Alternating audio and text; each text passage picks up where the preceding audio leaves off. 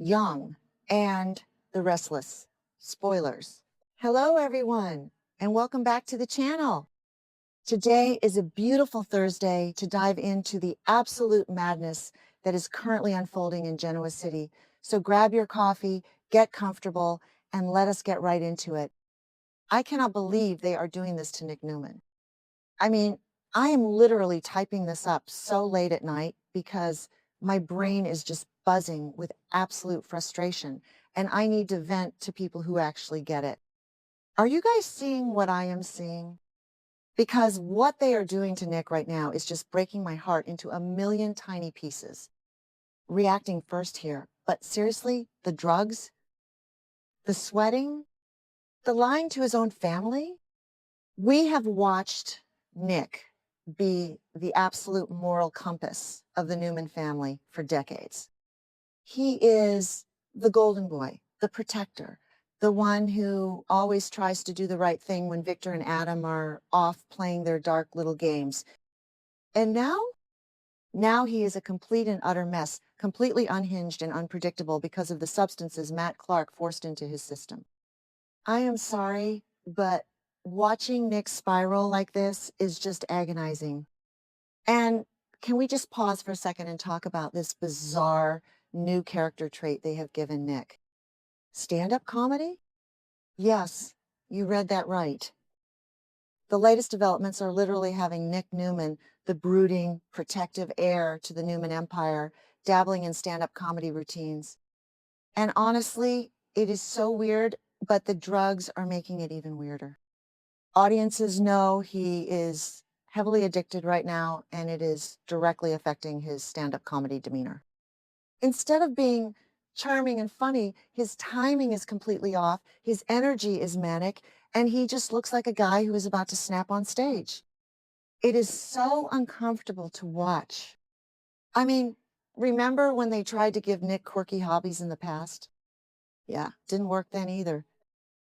But watching his drug addiction bleed into this stand-up comedy persona is just a whole new level of tragic. He is sweating through his shirts, missing his punchlines, and radiating this dark, unpredictable energy. Instead of telling lighthearted jokes, he is up there rambling, making these deeply cynical, borderline aggressive remarks about his family dynamics and the trauma he has endured. The audience looks confused, and honestly, sitting on my couch, I am just as confused. It is like watching a car crash in slow motion. You want to look away, but you just cannot. The drugs have completely stripped away his filter, and this comedy club stage has just become a tragic spotlight for his mental breakdown. Let us just talk about that specific scene at Crimson Lights, because it was a masterclass in tension, but also made me want to scream at my screen. Nick is sitting there with Sharon and Noah, and he is trying to play it so cool. He is looking Noah dead in the eye and telling him that he just wants to hand Matt Clark over to the authorities. Noah, bless his sweet, naive heart, is buying it hook, line, and sinker. Noah actually thinks his dad is being rational and wants justice through the legal system. But Sharon? Oh, Sharon knows. I have been watching the show since 2015, and the history between Sharon and Nick is so deep that she can read him like a book. She sees the sweat pouring down his face. She sees the twitchy, erratic energy. She knows he is not himself. Nick is literally vibrating with this dark, drug-fueled rage, and Sharon is sitting there realizing that the man she loves is completely gone, replaced by this addict who is hell-bent on murder. Because, let us be real, Nick does not want to hand Matt over to the cops. Nick wants to kill him. And honestly, I kind of cannot blame him. But wait, I am getting ahead of myself. Let me back up to the absolute circus that happened in Las Vegas. Remember when Matt Clark lured Nick, Sharon, Noah, and Adam to that abandoned gas station? Yeah, that entire sequence felt like I was watching a low-budget action movie instead of a daytime soap. Matt literally chained them up and planned to blow the whole place sky high with his secret drug stash. And he detonated the building remotely with a smartphone app. A smartphone app. I mean, I know Matt is supposed to be this high-tech, calculating villain, but come on. It was so over the top. Thankfully, they escaped before the whole place went up in flames. But the sheer trauma of that event is what pushed Nick over the edge. And then there is the whole Sienna Bacall situation. Am I the only one who is completely confused by her character right now? So Sienna is sitting next to Matt in the car when he blows up the gas station. Then, out of nowhere, they have this massive confrontation in the Nevada desert. Sienna literally bashes Matt's head in with a rock. Why? Because apparently Matt previously claimed to be her husband, Mitch Bacall, and tried to kill her. Okay, hold up. So she gets her revenge by smashing his skull in the desert, leaving him for dead. But then later, we are supposed to believe she is this fiercely loyal follower who attacks Phyllis to save him. What is going on with her psychology? I swear, sometimes I contradict myself when I try to analyze Sienna because her motivations are all over the place. One minute she is bashing his head, the next she is his devoted servant.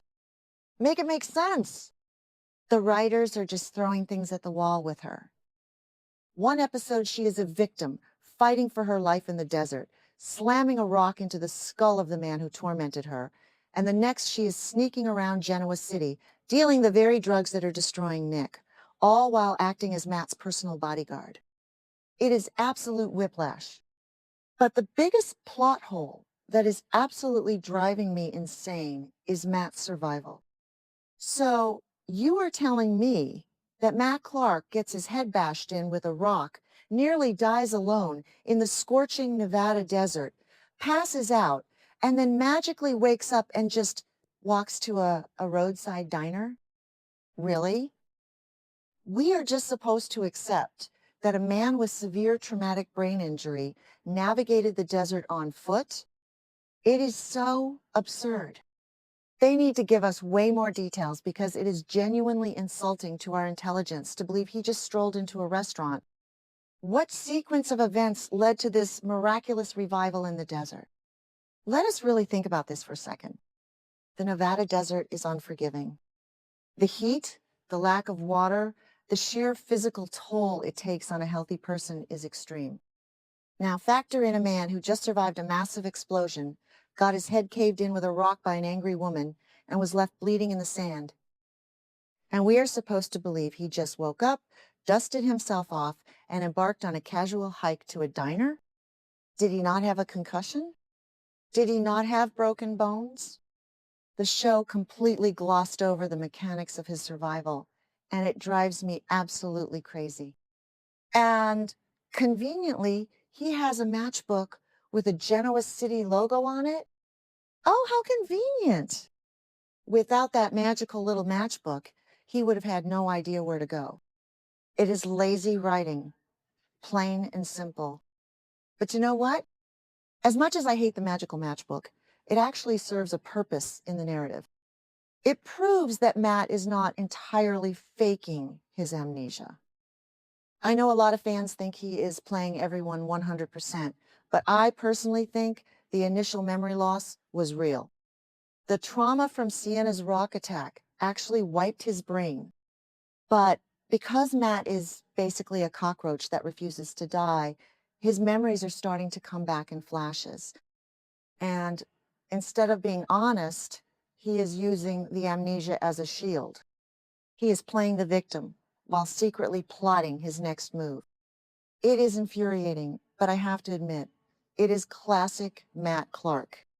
He knows exactly how to manipulate a situation to his advantage.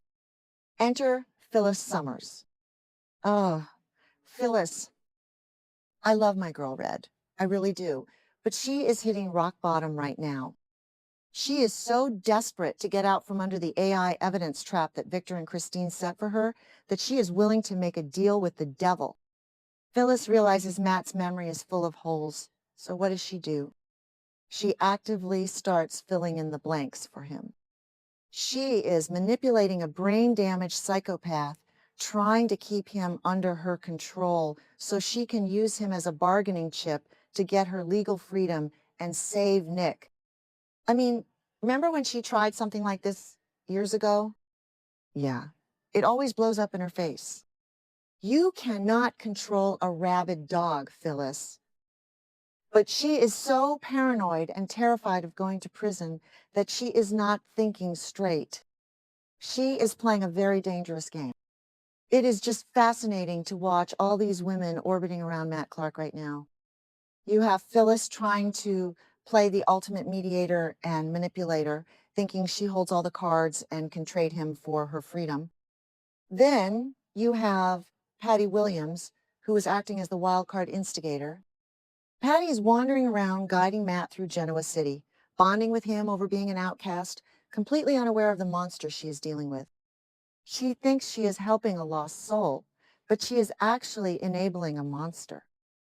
And then you have Sienna, lurking in the shadows, ready to strike at any moment, acting as this bizarrely loyal attack dog after previously trying to kill him.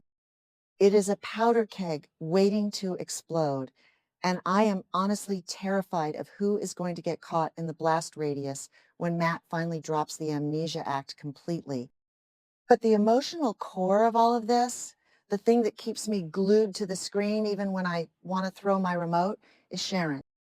Sharon is the absolute key to this entire storyline.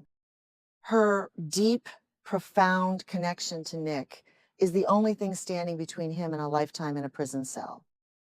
At Crimson Lights, when she saw him sweating and shaking, she didn't just see a drug addict. She saw the father of her children, the man who has saved her countless times, drowning in darkness. She knows Nick's public declaration that he wants to turn Matt in is a complete lie. She knows he is planning to murder Matt in cold blood. She sees right through the facade, and Sharon is not going to let that happen. She is going to do everything in her power to pull him back from the brink. It is just so poetic and tragic. Nick has spent his entire life trying to be the white knight, the guy who swoops in to save Sharon, and now he is the one who desperately needs saving. I just hope Sharon can reach him before the drugs completely rewire his brain. Because if he goes through with killing Matt, or if he gets behind the wheel of a car while he is this high, I cannot even bear to think about it. I am dreading what comes next, but you better believe I will be watching every single second.